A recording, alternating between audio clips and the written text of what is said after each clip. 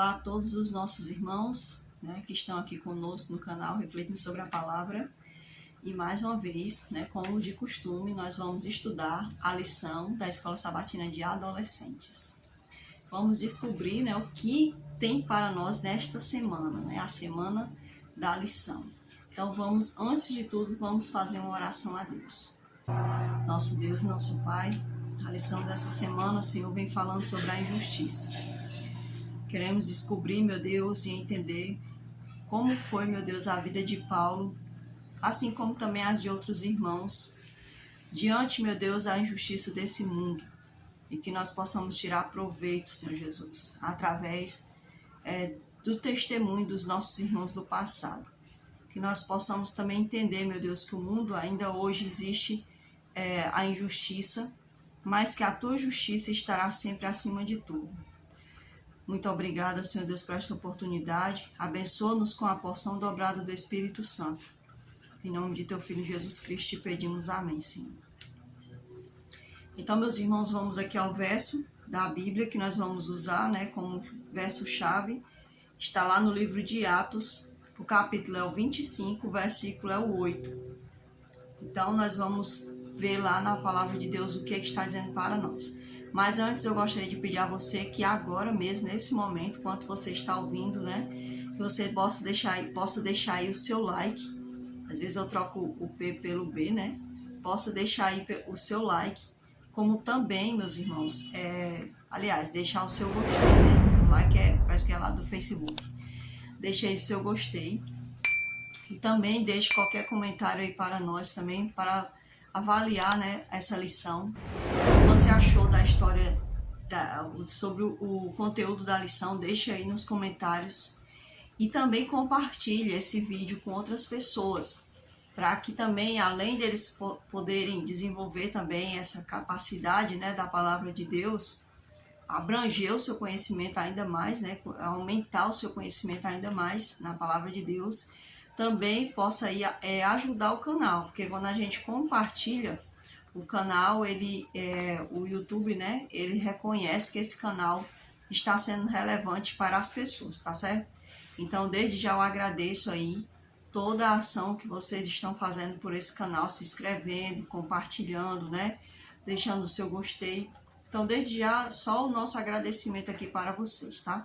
Então, vamos aqui, meus irmãos, estudar o capítulo 25 de Atos, que vai falar para nós sobre Paulo. Continuando, nós estudamos sobre Paulo semana passada e vamos continuar aí esse processo, do estudo sobre o apóstolo Paulo. Então, vamos aqui no capítulo 25 de Atos, o capítulo não chega, Versículo é o 8. Diz assim para nós: Paulo, porém, defendendo-se, proferiu as seguintes palavras: nenhum pecado cometi contra a lei dos judeus, nem contra o templo, nem contra César.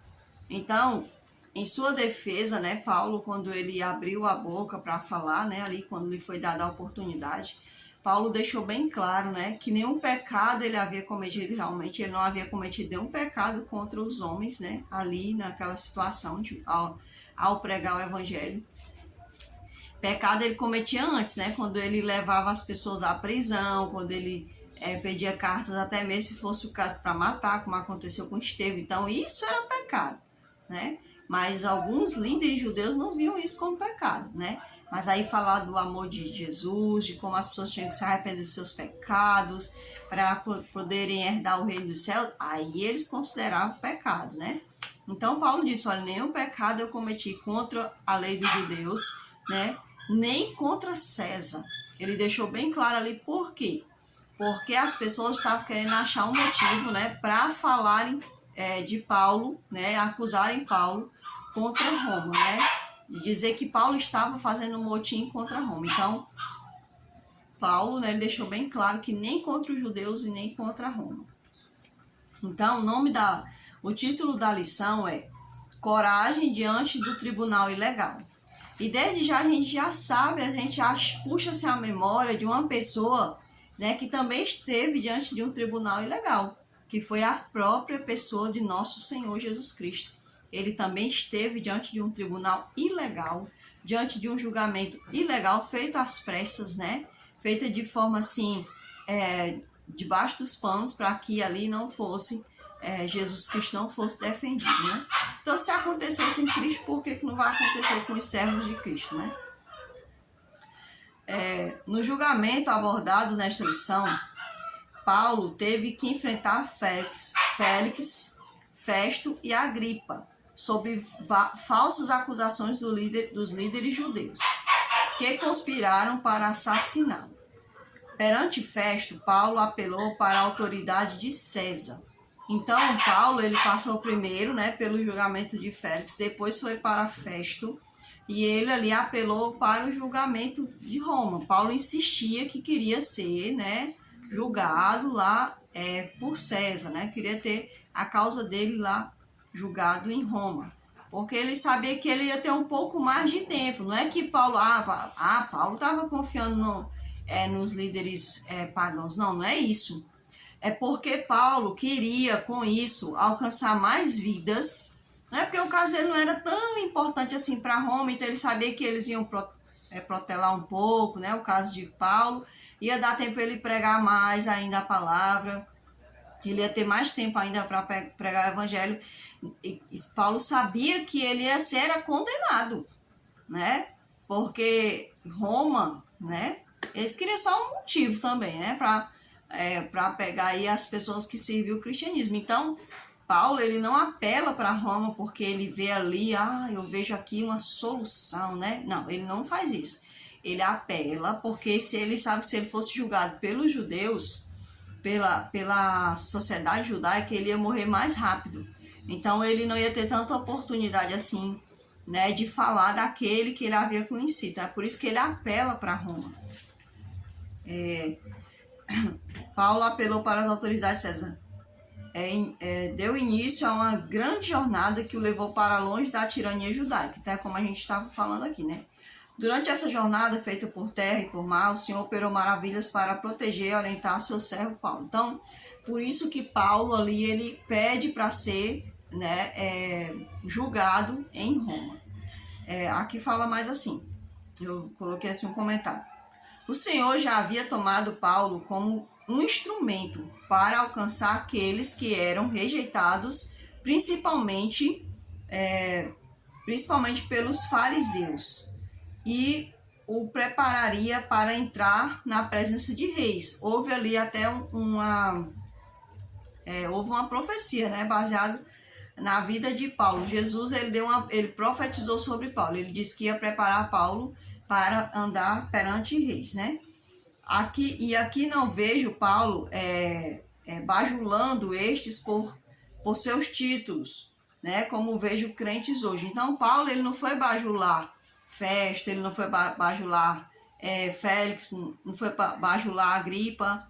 Ele queria estar perante aqueles homens porque a finalidade de Paulo era falar de Jesus Cristo, era falar de Jesus, da salvação através de Jesus Cristo. Então ele não foi parar para bajular essas pessoas por eles terem poder e fama, né? Não, ele foi servo e apresentou o seu melhor amigo Jesus. Paulo também deveria servir de testemunho vivo para os próprios judeus preconceituosos com outros povos. Então Paulo ele foi considerado, né, o apóstolo dos gentios. Veja que isso é uma contradição, né? Porque antes Paulo ele era contra os gentios, porque ele era da seita dos fariseus, né? Então ele era ali, era ferrenho ali o contra, né? Ele é totalmente contra ali os gentios. E agora ele é chamado de apóstolo dos gentios, né? Deus ele é muito maravilhoso. Olha só a transformação que Deus faz na vida da gente, né? Aqui na parte de domingo, eu nunca falo a parte de sábado, né? Eu nunca digo assim, aqui é o sábado, né? A parte do sábado. Não. Agora vamos para a parte de domingo. As nossas perguntas. Diz assim: como você descreveria a atitude e comportamento dos chefes, dos sacerdotes e dos líderes judeus mencionados nessa história? Então, aqui ele vai dar aqui para nós, né, para a gente estudar essas respostas, Atos 25, do 1 ao 12. Então, como eu descreveria a atitude, comportamento dos sacerdotes, né? Dos líderes judeus. Tais homens estavam longe do Senhor, eram amantes de si e dos prazeres, né, desta vida. Então, esses homens, eles estavam cheios de si. Eles eram homens soberbos, né? Homens eles não queriam que outras pessoas falassem, né? Falassem sobre Deus, era só eles, era do jeito deles. Tinha que cumprir com as tradições que eles diziam para o povo, né? Só era santo se fizesse assim, só era santo se fizesse assado, só podia ser filho de Deus se fizesse dessa forma. Então eles tinham todo esse rito, né? Que era para deixar eles assim melhores do que os outros povos, sendo que não foi esse o chamado de Deus para eles. Deus não chamou os judeus para serem os bichões, né? Vocês vão ser melhores do que os outros. Não. O Senhor não chama os judeus com esse motivo. Ele chama para que eles sirvam de seta, né? Uma seta ali guiando o povo para o Deus verdadeiro. Só que eles mudaram o foco da história, né? Como você descreveria Festo neste episódio? Ele desejava realmente ser justo? Na minha opinião, Festo não desejou ser justo, né? Pois tentou uma brecha para agradar os judeus. Então, seu intuito era não perder o poder. Então, a gente sabe que esses homens, eles eram ali líderes judeus, né? Era como se fosse uma união que eles tinham com Roma, né? Roma deixava eles governar e tudo mais. Tipo Herodes, aí o Pilatos era do campo romano, né? Do povo romano. Aí Herodes era do povo judeu. Então, é isso. Eles queriam a bajulação dos judeus. Então, eles não queriam perder a posição que eles tinham. Então, ele não foi generoso, ele não ajudou Paulo em nada. Se percebe que os líderes judeus tinham poder de pressionar até o poder pagão. A gente percebe isso quando os judeus pressionaram Pilatos. Então, como esses homens eles estavam muito ligados a Roma, é muito interessante essa capacidade que os líderes judeus tinham, que os líderes fariseus tinham de manipular a sociedade. Isso aí não é diferente hoje, pessoal. Infelizmente, muitos evangélicos entram no poder, muitas pessoas que se dizem ser cristãs entram no poder não com o intuito de mostrar o que é um cristão, mas às vezes de manipular, né? Como diz aquela frase, puxar sardinha para o seu lado, né? Então, não é com aquele intuito de mostrar Jesus, mostrar o amor de Deus, mostrar como é os preceitos de Deus, mas às vezes para crescer financeiramente, crescer na fama, né? Ficar famoso. Então, infelizmente, acontece muito isso daí, infelizmente, até hoje, né? Nos dias de hoje. Paulo preferia ser julgado por um juiz que não era crente do que pelo sinédrio. O que isso nos revela a respeito da integridade dos líderes judeus? Por que você acha que Paulo fez isso, né? Não é que Paulo confiava num juiz secular. Ele só percebeu que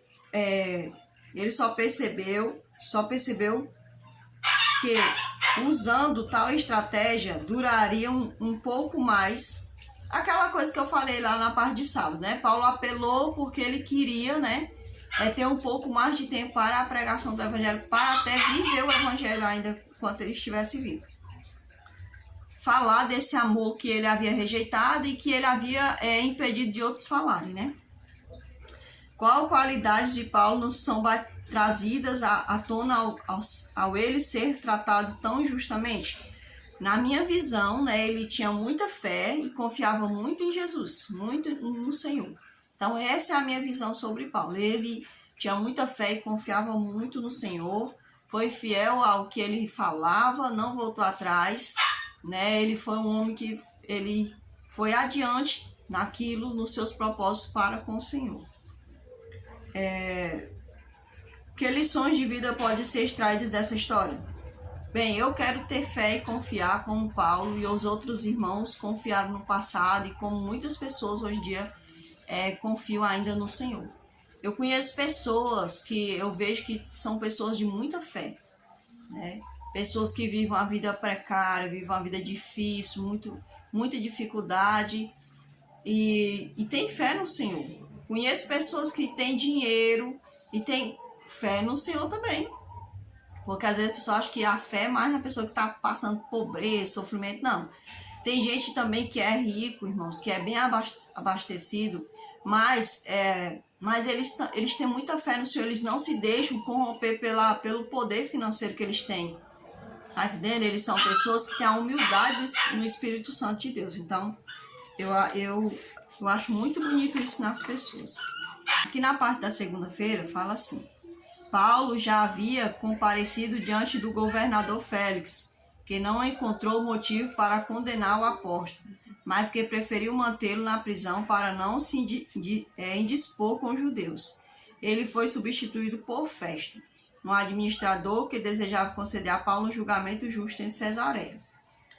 Na minha opinião, Festo não desejou fazer um julgamento justo com Paulo, não, porque a partir do momento que ele quer agradar os judeus, eu não acredito que ele quisesse fazer um julgamento justo com Paulo. Eu acredito que ele só enviou Paulo para Roma, né?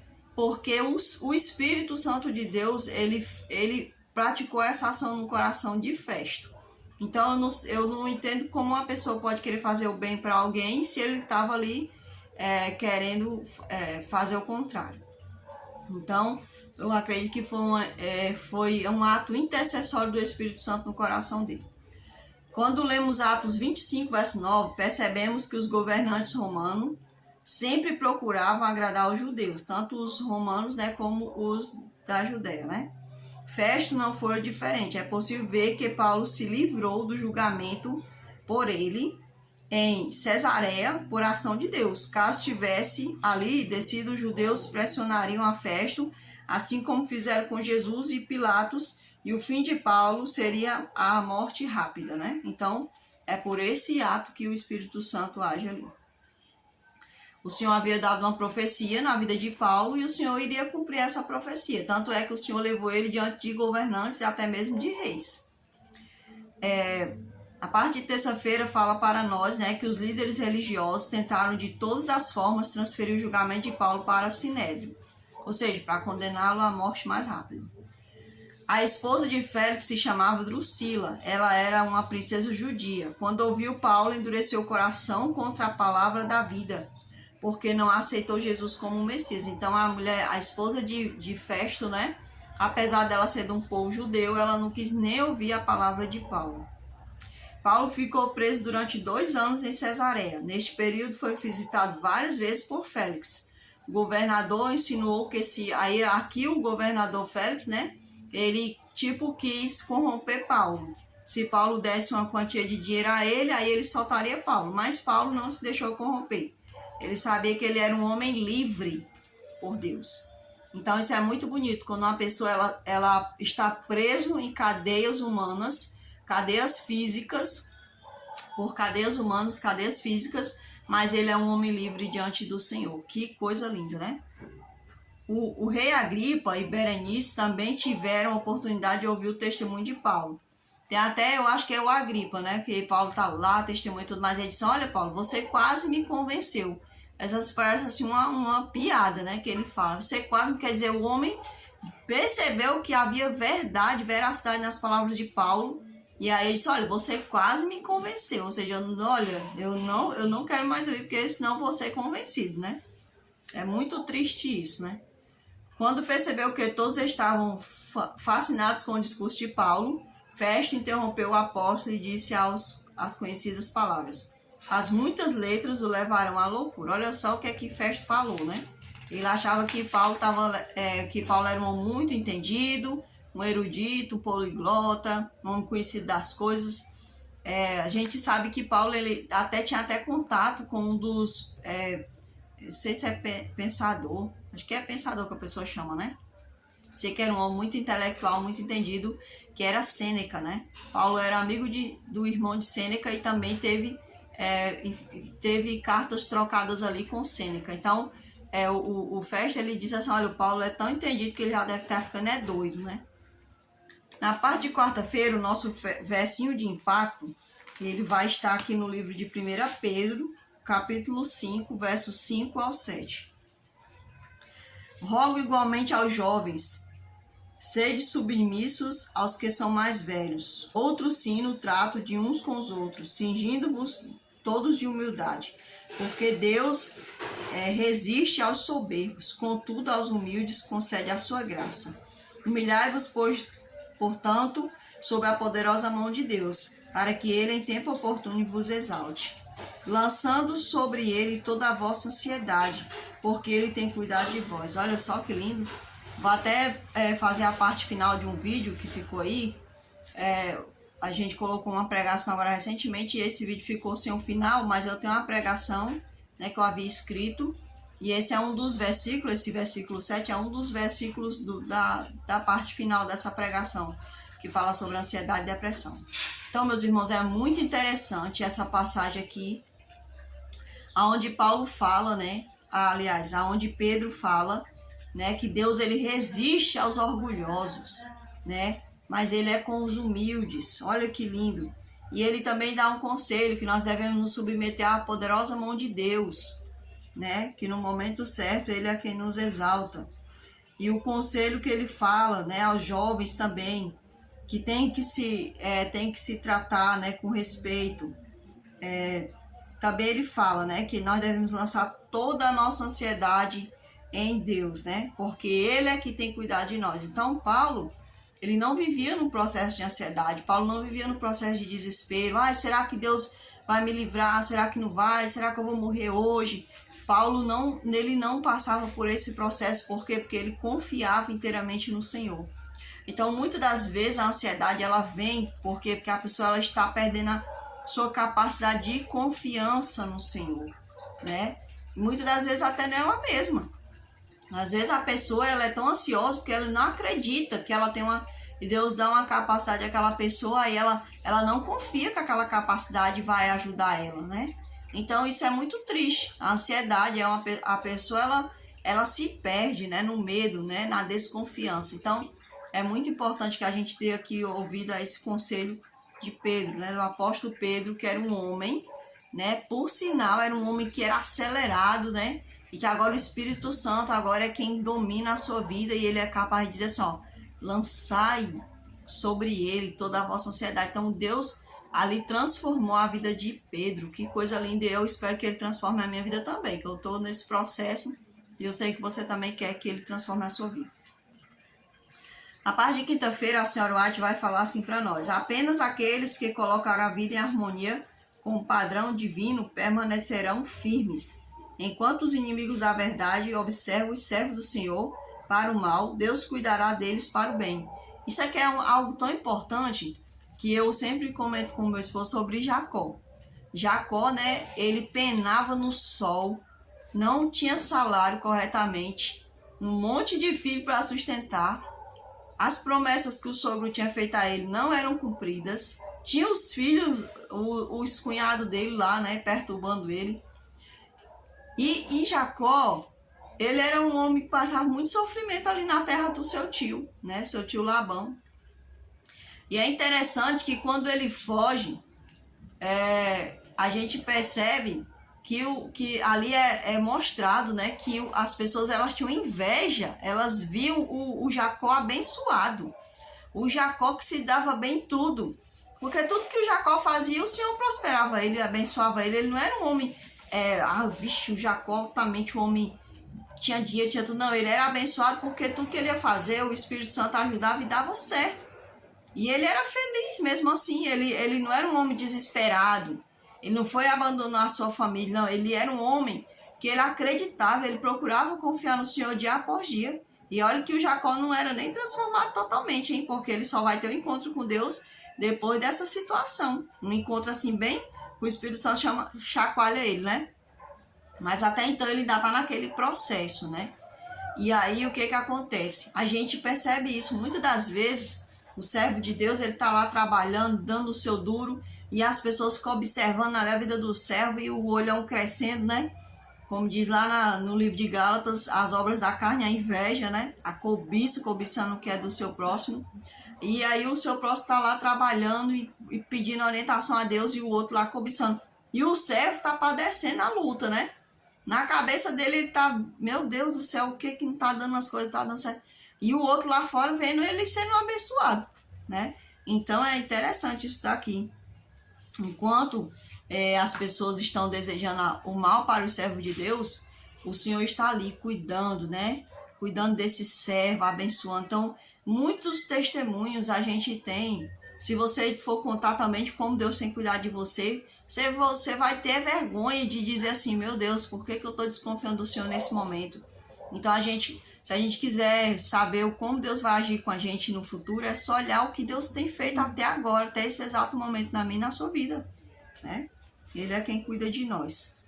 Na parte de sexta-feira, meus irmãos, essa parece que vai ser a lição mais acelerada de todas, né? Para a alegria de muitos. E aqui diz assim, na parte de sexta-feira. Quanto mais estudamos a vida de Paulo, mais admiramos sua dedicação à obra de Deus, né? Muito mais ainda a gente fica admirado. Cristo e sua sabedoria. Em meio à perseguição e julgamento, Paulo parecia estar sozinho para defender o evangelho, sem mencionar sua própria vida. Então, Paulo parecia estar sozinho. E é verdade, a gente vê Paulo ali, meu Deus do céu. Mas existiam muitas pessoas orando por Paulo. O Espírito Santo estava ali do lado do Paulo, os anjos do Senhor estavam do lado do Paulo. Então, ele parecia estar sozinho, né? Mas mesmo assim, ele foi fiel a Deus, mesmo quando ele pareceu estar sozinho. Você já imaginou a pessoa abandonada pela família, né? Abandonado pelos amigos, porque ele entendeu agora uma verdade, mas ele não desiste, ele vai adiante. Então, em nosso mundo, quando parece que as pessoas no poder estão determinadas a seguir seus próprios desejos malignos, podemos ter a certeza de que Deus ainda está no controle de todas as coisas. Então, Paulo não foi diferente com Paulo, né? Não foi diferente com Paulo, meus irmãos. Paulo, ele estava ali diante daqueles homens que tinham interesses ocultos, interesses ruins, né? Interesses maléficos, mas o Senhor estava com ele, o Senhor estava no controle. O Senhor impediu que Paulo morresse naquele período, naquele momento, né? Quando os homens queriam que ele morresse.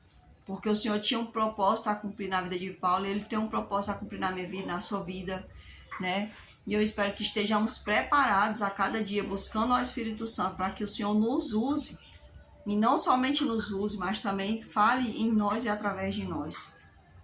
Então, mesmo que esses juízes, né, seculares, eles pareçam ter controle de tudo, quem está no controle de tudo é o Senhor, o nosso Deus. Então, apesar de termos que nos submeter às autoridades humanas, nem sempre podemos confiar nelas. Paulo, ele se submeteu porque ele tinha um objetivo. Paulo aqui, ele nunca chegou a se submeter para ir contra os preceitos de Deus, não. Olha, a gente tem que deixar bem claro que Paulo jamais se submeteu a nenhuma autoridade, né? Nenhum discípulo, nenhum deles, nenhum servo de Deus, eles se submeteram para agradar, não, de jeito nenhum. O que foi que Pedro e João, se eu não me engano, disseram lá? Vocês acham que é certo? Na lição passada a gente estudou sobre isso. Vocês acham que é certo que a gente agrade, que a gente obedeça a vocês, deixe de obedecer ao nosso Deus, né? Não, de jeito nenhum. Vamos continuar sendo açoitados, presos e, se possível, até mortos. Mas nós vamos falar desse amor. Então é muito lindo isso, é muito lindo, meu Deus do céu. As pessoas que estão longe de Deus são egoístas, suscetíveis ao mal e não dão ouvidos à influência do Espírito Santo. E é verdade, isso daqui, pessoal, é o que é certo hoje em dia no mundo. Por que as pessoas elas praticam a maldade? Porque tanto líderes como liderados, né? Quando eu falo assim no âmbito mundial, no âmbito de sociedade, muitas dessas pessoas que praticam é porque elas estão, as pessoas que estão praticando o mal, praticando o que é errado, o que é pecado, é porque elas não aceitam a influência do Espírito Santo na vida delas. Elas querem viver por elas e por si só, né? E querem agradar a Satanás. Achei até interessante, eu vou até comentar aqui, né? Eu estava assistindo um vídeo da pastora Andréia. Acho que ela é pastora, não sei se ela é... Eu não sei qual é o título que dão a ela, né? Eu sei que é a Andréia Amaral, do canal Flávia Amaral. E ela estava falando uma coisa que muitas vezes os cristãos têm medo de dizer, né? Que Deus ama o pecador, mas odeia o pecado. Aí ela diz assim, Deus odeia o pecado e odeia o pecador. Porque se a pessoa está praticando o pecado, então ela não quer nada com Deus. O Senhor luta pelo pecador. Essas são as minhas palavras que eu estou dizendo agora, que Deus luta pelo pecador. E é verdade. Porque Deus, a pessoa quer o pecado, então o pecado ele é um ato intolerante, né? Intolerável, é algo assim terrível diante de Deus. Então Deus ele não quer o pecado. Se a gente está no ato do pecado, o Senhor também não está ligado a nós. A palavra de Deus diz que o pecado nos desliga de Deus. Então os anjos do Senhor eles estão aqui para pleitear por nós. O Espírito Santo ele está aqui pleiteando por nós. Mas não quer dizer que ele está feliz. Meu filhinho, né, passando a mão na cabeça. Não, Deus não faz isso, porque ele abomina o pecado, né? E é bom que nós larguemos o pecado para que não sejamos abominados junto com ele. Seremos vitoriosos apenas por meio da confiança contínua na graça de Deus, na promessa de sua presença e orientação em meio às adversidades. Mas será possível somente se decidirmos manter um relacionamento com Cristo, agora, nesse exato momento, né? Nós só podemos vencer, só podemos ser vitoriosos na vida cristã, na vida espiritual, na vida religiosa com Deus, né? Que nós não estamos falando de a falsa religiosidade, mas né, só podemos ser felizes sendo cristãos se nós formos ligados a Deus.